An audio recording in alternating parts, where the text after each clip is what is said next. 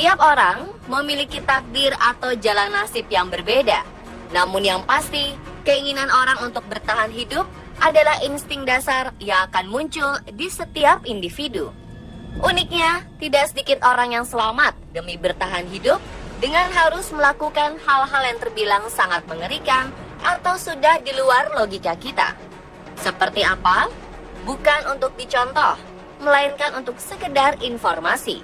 Pemirsa, inilah 7 cara mengerikan untuk bertahan hidup versi on the spot.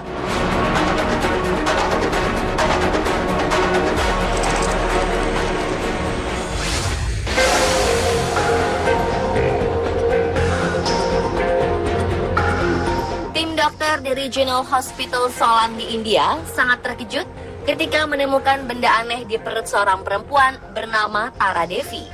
Kejadian ini terungkap saat tetangganya mendapati Tara tengah mengerang kesakitan dan segera membawanya ke rumah sakit. Saat di rumah sakit, dokter menemukan ada semacam gumpalan aneh di perutnya, sehingga dokter memutuskan untuk segera melakukan operasi. Pasca operasi, akhirnya diketahui ternyata gumpalan di perutnya ini berupa benang plastik kusut dari karung goni plastik sepanjang 2,1 meter. Beberapa benang plastik ini membentuk seperti sarang burung dan menyumbat ususnya. Faktor kemiskinanlah yang menjadi alasan perempuan berumur 52 tahun ini memakan benang plastik dan tas plastik, lantaran tidak memiliki makanan untuk dimakan. Tara tinggal seorang diri di sebuah rumah kumuh tanpa ada yang memperhatikannya. Tara juga tidak mendapatkan bantuan dari siapapun. Untungnya, operasi Tara berhasil dan kondisinya saat ini mulai membaik.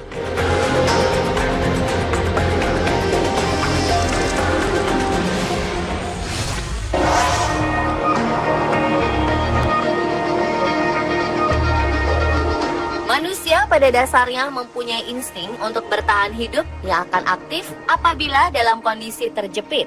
Jangankan orang dewasa, anak kecil pun sudah mempunyai insting ini. Kisah yang terjadi pada balita bernama Stacy Jones ini sangatlah memilukan. Walaupun hanyalah seorang anak kecil, Stacy dapat mengetahui bagaimana caranya untuk bertahan hidup karena terjebak di dalam tempat tinggalnya selama 2 minggu. Kejadian ini berawal saat sang ibu bernama Sandra pergi ke kamar mandi. Sayang, Sandra terpleset hingga menyebabkan kepalanya terbentur bak mandi hingga menyebabkannya tewas dan meninggalkan Stacy sendirian. Stacy yang sudah lapar berusaha menemukan ibunya, namun ia tak kunjung menemukan Sandra yang tergeletak tak bernyawa di kamar mandi. Lambat laun tubuh Sandra mulai membusuk. Hal ini mengundang hewan-hewan kotor untuk mendatangi jasad Sandra. Dari sinilah insting bertahan hidup si balita muncul. Karena rasa lapar tak tertahan lagi, Stacy akhirnya memutuskan untuk memakan kecoa-kecoa yang mengerubungi tubuh ibunya. Tindakan ini dilakukan Stacy selama hampir 2 minggu lamanya. Polisi baru datang ke rumah setelah kerabat Sandra tak bisa menghubunginya. Saat ditemukan polisi, kondisi Stacy sangat mengenaskan. Balita ini pun langsung dibawa ke rumah sakit untuk mendapatkan perawatan.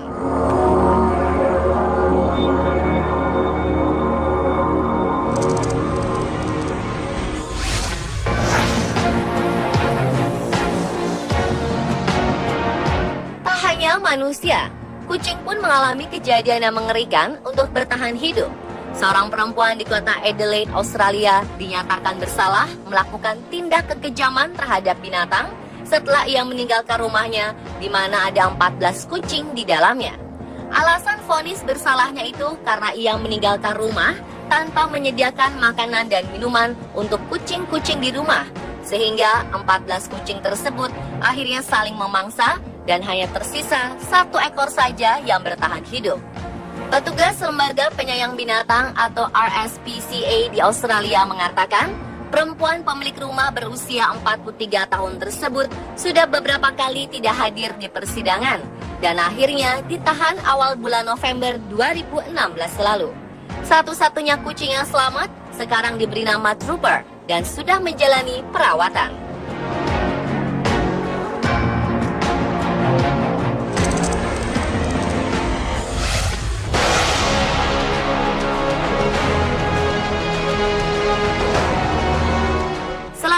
ada kisah Jose Salvador Alvarenga yang secara dramatis lolos dari maut setelah sempat hilang di tengah lautan selama 438 hari atau sekitar 14 bulan.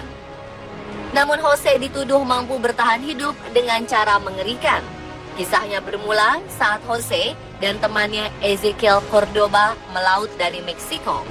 Sayang, perahu mereka terhempas badai yang mengakibatkan motor dan radio di perahu ikut mati.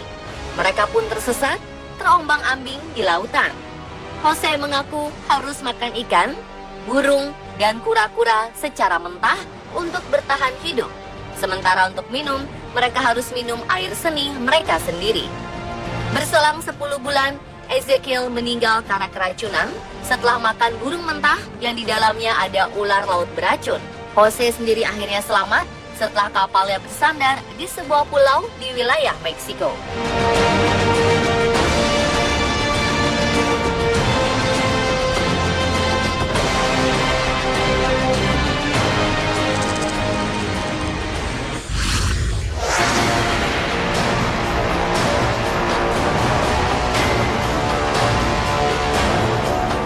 Di Irak, penduduk terpaksa harus meninggalkan rumah lantaran mendapat serangan dari ISIS. Sekitar 8.000 pengungsi dari kaum Yazidi harus menempuh perjalanan di lahan terjal untuk mencapai pegunungan Sinjar demi menyelamatkan diri dari kepungan kelompok militan itu. Mereka hidup dalam pengungsian dengan serba kekurangan.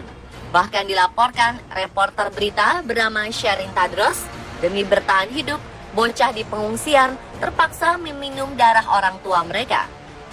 Anak-anak di sini banyak yang menderita kelaparan dan kehausan, sehingga orang tua mereka mulai melukai tangan mereka sendiri demi anak-anaknya.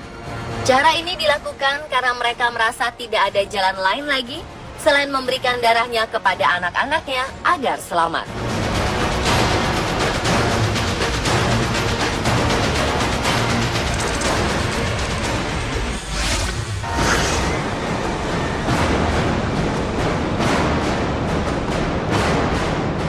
Selalu ada keajaiban dari Tuhan dalam sebuah musibah, seperti yang dialami oleh pria bernama Rishi Kanal ini.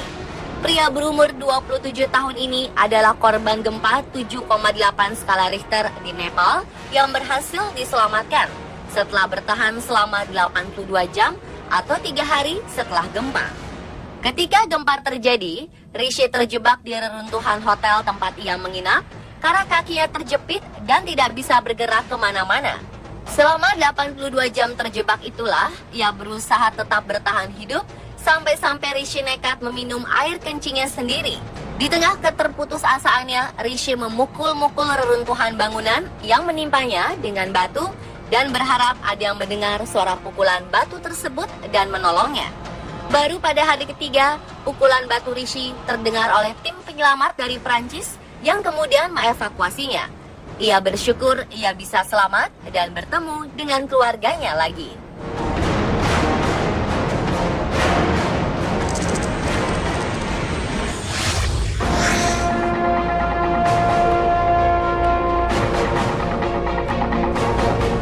Kisah pilu dialami sebuah keluarga di desa Sonopatik, Kecamatan Berbek, Kabupaten Nganjuk, Jawa Timur. Seorang nenek bernama Ginem dan ketiga anaknya, Sadinah, Suparman, dan Suparti, harus menjalani kehidupan yang sangat miris beberapa tahun belakangan ini. Mereka berempat tinggal bersama di tempat yang tidak layak disebut rumah. Ketiga anak ini mempunyai kondisi yang sangat memprihatinkan. Sadinah dan Suparman mengalami gangguan mental, sedangkan si bungsu Suparti lumpuh setelah menjadi korban tabrak lari. Untuk menjalani kehidupan sehari-hari, mereka sangat kesulitan. Kadang-kadang mereka harus meminta belas kasih dari tetangga mereka. Bahkan dalam kondisi benar-benar sulit, keluarga ini akan mencari bangkai ayam di tepi sungai untuk dimasak dan dimakan bersama-sama. Hingga akhirnya pemerintah Kabupaten Nganjuk siap menanggung seluruh kebutuhan hidup keluarga nenek Ginem.